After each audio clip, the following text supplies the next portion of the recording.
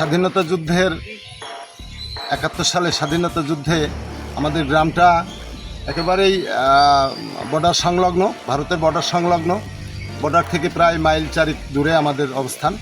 সেক্ষেত্রে বাংলাদেশের স্বাধীনতা যুদ্ধের যে যুদ্ধ, সেই পাক বাহিনীর সাথে যে যুদ্ধ, সেই যুদ্ধে পাশেই প্রায় আমাদের গ্রাম থেকে নদীর ওপারেই মাইল 3 বা 4 মাইল দূরে হবে যে ব্যাঙ্গাড়ির মাঠ। সেখানেই বাংলাদেশের সবথেকে রক্তক্ষয়ী সম্মুখ যুদ্ধ হয়েছে পাক বাহিনীর সঙ্গে।